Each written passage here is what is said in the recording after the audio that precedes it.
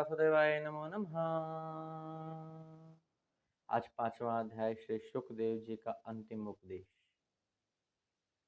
सुखदेव जी कहते हैं, परीक्षित, जिस महाभागवत पुराण के बारे में तुमने सुना है, यह श्री कृष्ण की ही चर्चा है।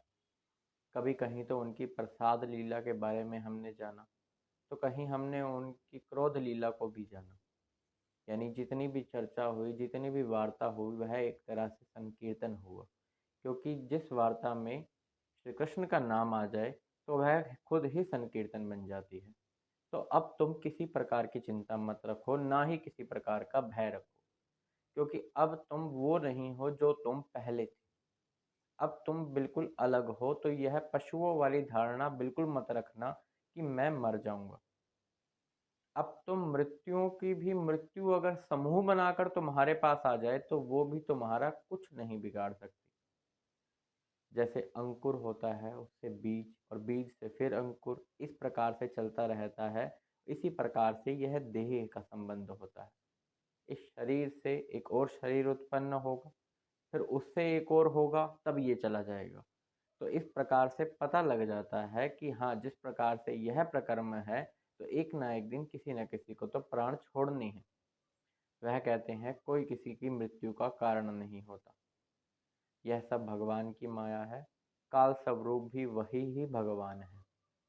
जैसे स्वप्न अवस्था में अगर हम देख लें कि हमारा सर कट गया, या फिर हम मर गए, या हमें कोई शमशान जलाने के लिए लेके जा रहा है, तो वह जो है सब का सब माया ही तो है भगवान की। वह स्वप्न जैसे हम समझते हैं झूठ है, ऐसे ही हमें यह भी समझ ही लेना चाहिए। यह भी एक स्वप्न ही है, सब भ्रम ही है, और यही भगवान की माया है। जिस प्रकार से तक्षक सांप का अब तुम्हें काटना है, यह भी भगवान की माया है। निर्भर है उस जीव पर कि वह क्या सोचता है। वह क्या सात्विक, राजस और तामस में रहना चाहता है, या फिर उन परम ब्रह्म परमात्मा श्री कृष्ण, उनकी पूजा आराधना करना चाहता है, उनको अपने हृदय कमल पर बैठाना चाहता है। जब वह उनको अपने हृदय कमल पर बैठाता है तो वहां तक की तो मृत्यु की भी पहुंच नहीं है। तो तुम भयभीत मत हो, ना ही तुम्हें डरने की जरूरत ही नहीं है। अब तुम अपना इसी का ही चिंतन करो कि मैं ही परम सर्वधिष्ठान, वो पर ब्रह्म परमात्मा हूँ। और यह जो पूरी पृथ्वी है, यह तुमसे लेश मात्र भी पृथक नहीं है, अलग नहीं है।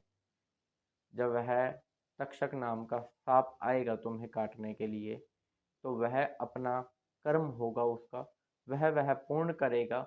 लेकिन तुम उसके विष से बिल्कुल भी मत घबराना, और तुम यही देखोगे कि पूरा का पूरा विश्व तुमसे पृथक नहीं है।